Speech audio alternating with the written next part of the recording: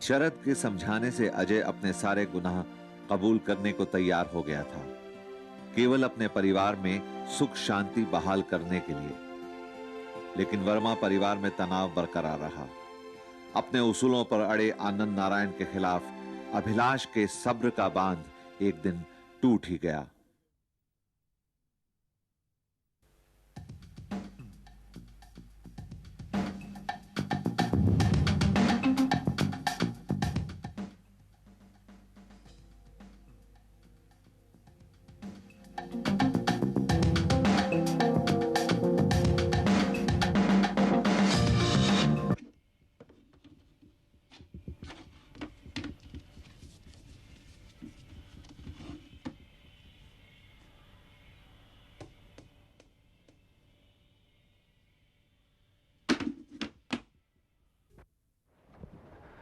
लाइए भैया, तार दीजिए।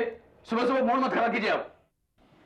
तुम्हें अपनी मूड की फिक्र है, इस घर में कुछ और लोग भी हैं, उनकी फिक्र किया करो। अरे उनके लिए आप हैं ना, लाइए तार दीजिए। कांट यू सी, मां की तबीयत ठीक नहीं है।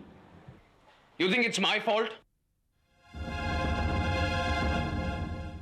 नो, लेकिन तुम्हारा भी कुछ फर्ज बनता है इस घर के लिए, अपनी मां के लिए। जाने दो ना अरविंद, सुबह सुबह झगड़ो मत। आजकल तुम दोनों कुछ ज्यादा ही झगड़ने लगे हो। हाँ हाँ, आजकल इन्हें दूसरों को शिक्षा देने का कुछ ज्यादा ही शौक हो गया है। शौक नहीं, जरूरत, क्योंकि कुछ लोग पढ़ने लिखने के बावजूद भी कुछ सीख नहीं पाए। अरे तो उन्हें जाके समझाइए ना, शायद आपकी सीख कुछ काम आ जाए, इस घर का भला भी कुछ हो जाए। किसकी बात कर रहा है तू? जैसे आप जानते ही नहीं कि मां की बीमारी के लिए कौन जिम्मेदार है। कौन जिम्मेदार है? अभिलाष? पापा, और कौन? जाइए उन्हें समझाइए, जिन्होंने अपनी जिद की वजह से इस घर का सारा माहौल खराब कर रखा है। चुप हो जा अभिलाष। जिसे तू जिद कह रहा है, जानता है वो क्या है पापा के लिए? देखिए, मैं इतना विद्वान नहीं हूं, लेकिन इतना जरूर जानता हूं कि अजय भैया का 10 साल से इस घर से कोई वास्ता नहीं। हमें से किसी ने उनका नाम तक भी नहीं लिया, शायद पापा की डर से। लेकिन आज अजय भैया की वजह से हमें क्यों सजा दी जा रही है? तुम्हें किसी ने क्या सजा दी है? क्यों? मां की जो हालत बनी है, क्या वो सजा नहीं है हम लोगों के लिए? सच कहूं अजय, तो मैंने आज तक चचा जान जैसा इंसान नहीं देखा। जितना कोमल उतना ही सख्त। जो गलत है सो गलत, फिर चाहे वो उनकी अपनी औलाद ही क्यों ना हो। गलत? तो तुम भी मुझे गलत समझते हो कम? अरे नहीं अजय, मैं तो चचा जान की बात कर रहा था। हाँ, पता नहीं कैसे क्यों हर इंसान पापा की दुनिया का इंसान हो जाता है। उनका गलत हम सबका गलत हो जाता है, उनका सही हम सबका सही हो जाता है। अगर 1 मिनट के लिए तुम पापा की दुनिया से बाहर आकर के देखो और तब ये तय करो कि सही और गलत क्या होता है। क्या दौलत कमाना गलत है या अमीर बनना, अमीरी के ख्वाब देखना गलत है? नहीं अजय, अमीरी से चचा जान को कोई ऐतराज नहीं, लेकिन उनका मुद्दा यह है कि कोई अमीर कैसे बना। मां, तुम यूं ही घुटती रही हो और घुटती रहोगी, क्योंकि पापा की ईगो इसी से सेटिस्फाई होती रही है। और अब ये उनकी जगह लेने लगे हैं, क्योंकि इन्हें भी तभी संतोष होता है जब पापा की ईगो सेटिस्फाई होती है। तू पापा के प्रिंसिपल्स, उनकी मोरालिटी, उनके सिद्धांत को उनका ईगो कह रहा है? जब खुद के प्रिंसिपल्स, उसूल दूसरों के लिए सजा बन जाते हैं ना, तो वो प्रिंसिपल्स नहीं, अहंकार होता है। अहंकार। पापा ने हमेशा अपने सिद्धांतों के लिए मां को कष्ट दिया है। हम जैसे जैसे गिनी पिग्स हैं उनके सिद्धांतों, उनके एक्सपेरिमेंट्स के लिए। अरविंद भैया, ये एक लेबोरेटरी नहीं, एक घर है। जाकर समझाइए उन्हें आप। चुप हो जा अभिलाष, कुछ मत बोल। अगर ये बंधन हम इन्हें बांधे हैं तो निभाना भी तो पड़ेगा हमें ही। ये सारा कसूर मेरा है, जो उस नालायक को जन्म दिया मैंने। उसे निकाला मुंह कर दिया हम सबका। अरे क्या मुंह काला किया है अजय भैया ने? सारी दुनिया उनकी तारीफ करती है, वो एक सक्सेसफुल बिजनेसमैन है। मैंने अमीरी के ख्वाब बुने, हर छोटा इंसान बुनता है, मगर मुझे लगा कि मेरे ख्वाब बिक सकते हैं। मैंने उन ख्वाबों को बेचा, लोगों ने उन ख्वाबों को खरीदा, क्योंकि जीने के लिए ख्वाब जरूरी होते हैं। मगर मैं अकेला नहीं हूं, इन ख्वाबों के, सपनों के सौदागर और भी कई सारे लोग हैं। हम सब ख्वाब खरीदते हैं, हम सब ख्वाब बेचते हैं, इसमें गलत क्या है? तुम्हारे लिए गलत नहीं है अजय, लेकिन चचा जान के लिए ये ख्वाबों का व्यापार झूठ है, गलत है। ठीक है, पापा को उनके तौर तरीके पसंद नहीं है। अरे तो हमने भी उनसे नाता तोड़ लिया है ना। अब अगर अजय भैया का गुस्सा वो हम पर निकालेंगे तो क्या ये अन्याय नहीं हमारे साथ? ये उनका शेयर फ्रस्ट्रेशन है। Stop it all. और व्हाट? हाँ, आप तो पापा के खिलाफ एक शब्द नहीं कहेंगे, ना ही सुनेंगे, क्योंकि पता नहीं आपने भी किस कॉम्प्लेक्स में एक आइडियल सन बनने का इरादा कर लिया है।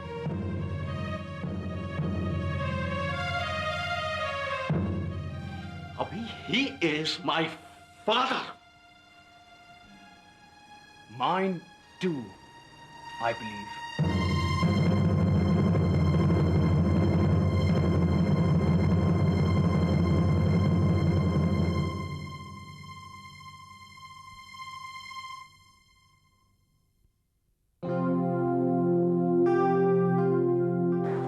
मक्खन, तुम अभी भी पापा की दुनिया से बाहर क्यों नहीं आ रहे हो? अच्छा, तो क्या तुम बाहर आ सकते हो? तुम में इतनी हिम्मत है कि उनके सामने जाकर अपना सच कह सको? क्यों तुम्हारे कदम रुक जाते हैं घर के सामने आकर? क्यों? क्यों तुम्हारी हिम्मत जवाब दे जाती है उनका सामना करने के ख्याल से ही? क्यों? क्यों? तुम बताओ। क्योंकि तुम्हारा सच कमजोर है, तुम्हारा सच ख्वाबों से बुना हुआ सच है, तुम्हारा सच कांच की तरह है, और चचा जान का सच चट्टान की तरह ठोस और मजबूत सच है।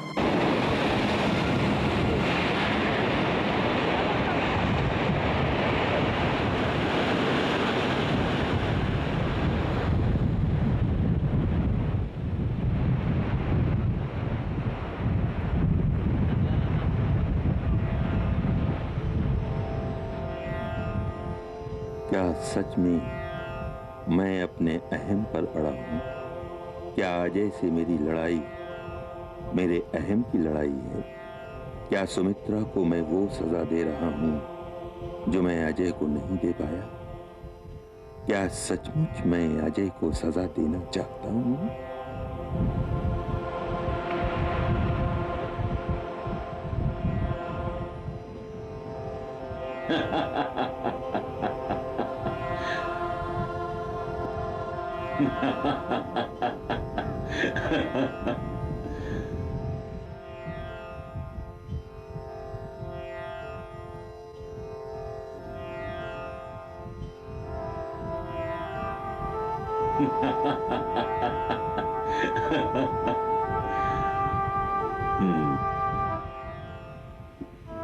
ओम शांति शांति। बस यही आशीर्वाद दीजिए प्रभु। मन बहुत अशांत है आजकल। अपने मन को क्यों अशांत कर रखा है आनंद? मैं अशांति कब चाहता हूं प्रभु? मैंने तो हमेशा अपने जीवन को सरलता से जीना चाहा है। मेरी राह तो सहज ही रही है प्रभु। सहजता कोई परिपाटी नहीं है आनंद। हर समय हर काल में सहजता बदल जाती है। लिखी लिखाई रीति से जीवन जीना सदा सरल नहीं होता। अपनी सरलता तो मनुष्य को स्वयं बनानी पड़ती है।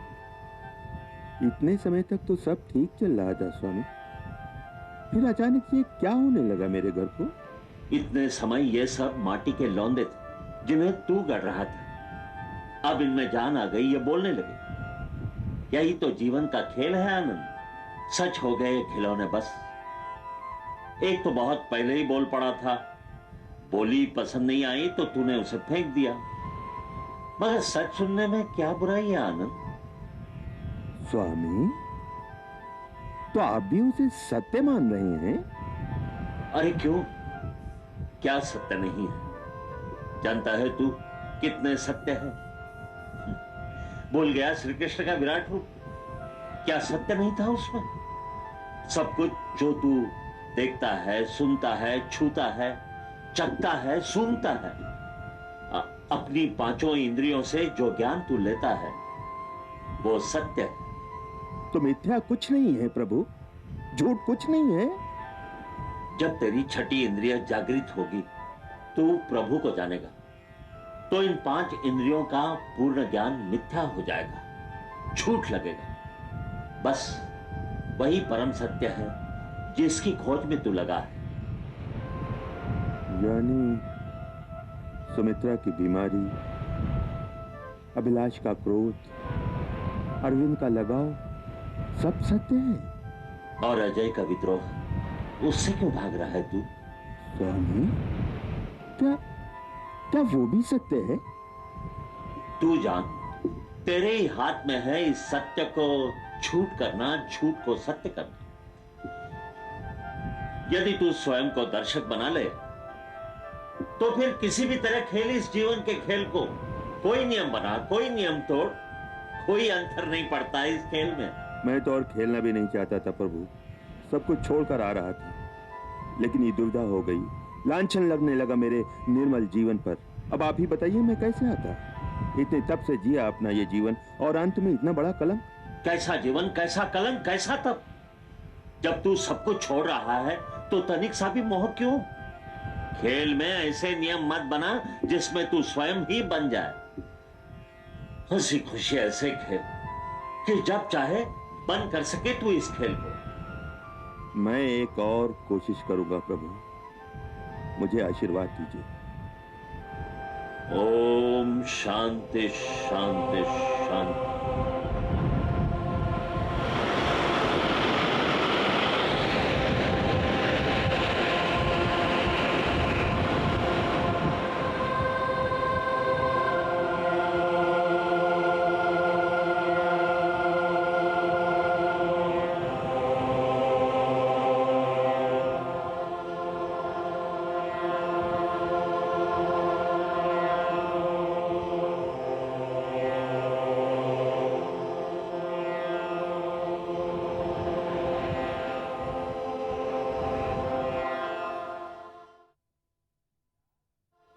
अभिलाष, कहाँ है तू? देख मैं क्या लाया। जी पापा। ये देख। क्या है ये मिठाई, ये नमकीन मेरे लिए? शैतान, हम सब के लिए। चलो अंदर सुमित्रा के पास बैठते हैं। अब मुझे बिल्कुल अपाहिज मत समझो, अब और 4 पाई नहीं तोड़ूंगी मैं। अरे ये क्या लाए हो? ये मिठाई है, ये नमकीन है। इतनी सारी? जेब में कुछ पैसे पड़े हुए थे, कुल बुला रहे थे, सोचा खर्च कर डालूं। अरविंद का है, उससे को चाय बना है, उसके हाथ की बनाई गई चाय के साथ इस नाश्ते का स्वाद ही बदल जाएगा। हाँ, अरविंद भैया, वाह, कोई शुभ समाचार है क्या पापा? अरे बेटा, इससे बड़ा और शुभ समाचार क्या हो सकता है कि तेरी माँ को चारपाई ने मुक्त कर दिया। नो, आई एम सॉरी, तेरी माँ ने चारपाई को मुक्त कर दिया। अच्छा जा, जल्दी से चाय बना कर ला।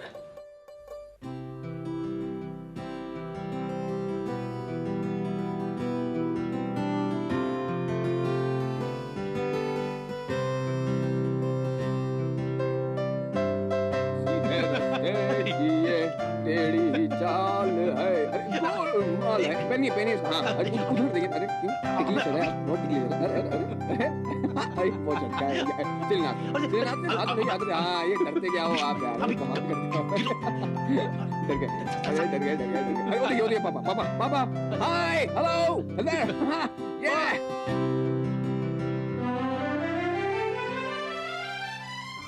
दोनों लड़ते भी है बच्चों की तरह और खेलते भी है बच्चों की तरह। ये बचपना बहुत कीमती होता है सुमित्रा, जितने दिन रहने देना चाहिए, क्योंकि एक बार खो गया ना तो ढूंढने नहीं मिलता। मुझे तो कभी कभी तुम भी बच्चे ही लगते हो। कौन, मैं? हाँ। सच? और नहीं तो क्या, तुम भी बच्चों की तरह रूठ जाते हो और बच्चों की तरह मान जाते हो, जैसे आज। चलो, तुमने मुझे माफ कर दिया, इसी बात पे गोलगप्पे खिलाता हूँ। गोलगप्पे? हाँ, बम्बई की जबान में पानी पूरी। नहीं। अरे आओ ना। अरे अरे चलो ना, हाथ छोड़ो, आ जाओ। कोई देख ले।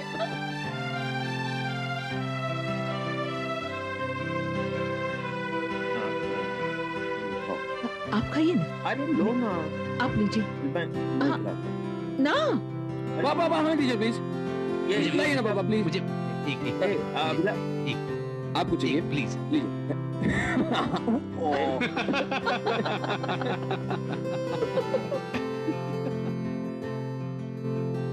कहाँ चले गए दोनों?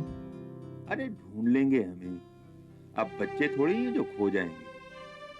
तुम्हें याद है सुमित्रा, जब ये छोटे छोटे थे तो हम यहाँ घूमने आए थे इसी बीच पर, इनमें से कोई एक खो गया था। कौन सा था वो? वही जो अभी तक खोया हुआ है।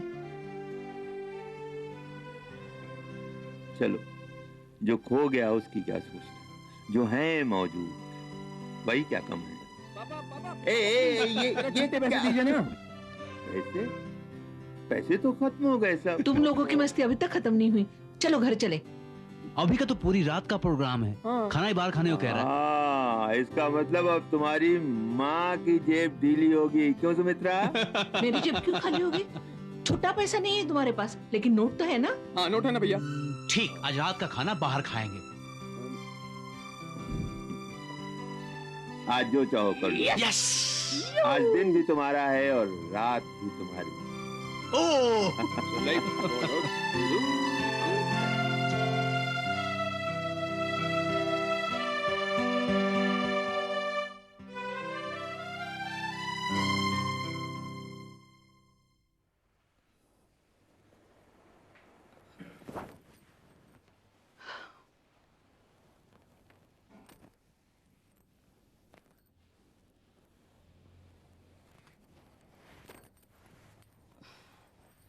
रात को चाहे 4 बजे सोए, फिर भी इनकी नींद 5 बजे खुल ही जाती है।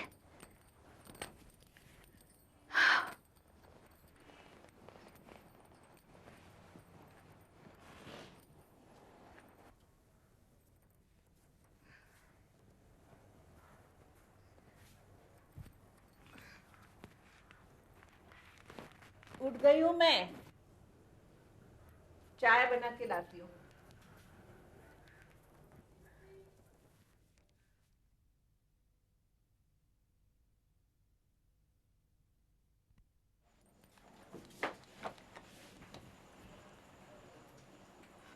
पता नहीं ये सोए भी थे या जागते रहे।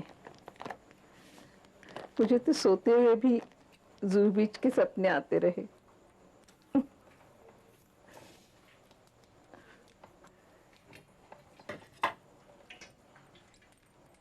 कमाल किया उन्होंने, सबके सामने हाथ पकड़ लिया मेरा। ये बच्चे भी इतने बड़े बड़े हो गए, अच्छा हुआ सामने नहीं थे, ये तो इतनी हंसी उड़ाते। अभिलाष तो एकदम मुंहफट है। चलो बच्चों, चाय तैयार है, जल्दी आओ।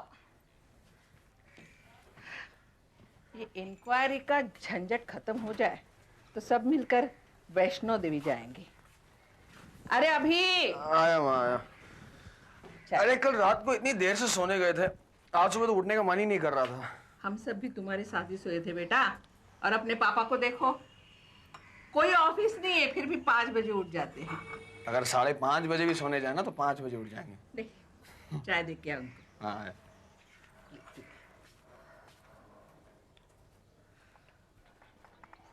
पापा चाय। अरे माँ, पापा तो यहाँ नहीं है। हाँ? कहाँ है? यही तो थे। अरे यही थे तो फिर कहाँ गए? अखबार भी नहीं खुले। माँ, तुमने देखा था क्या पापा को?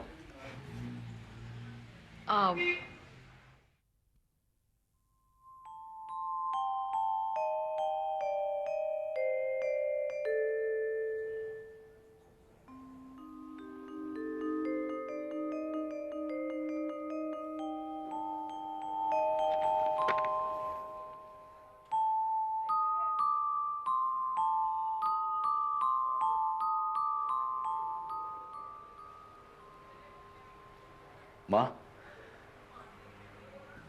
पापा तो चले गए। कहाँ? वहीं अपने वानप्रस्थ की ओर। चले गए?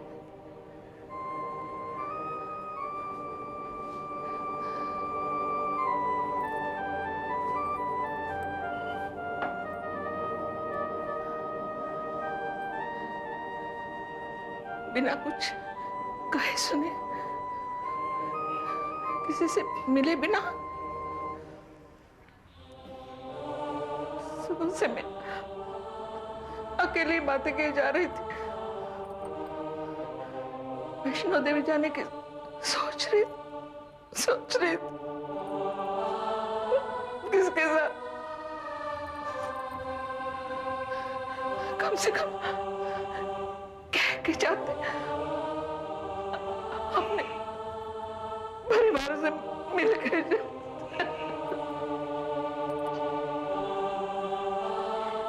माँ, पापा ने जो कल किया वही उनका कहना था। उन्होंने तो सब कुछ कह दिया था, पर हम ही लोग नहीं समझ सके थे। शायद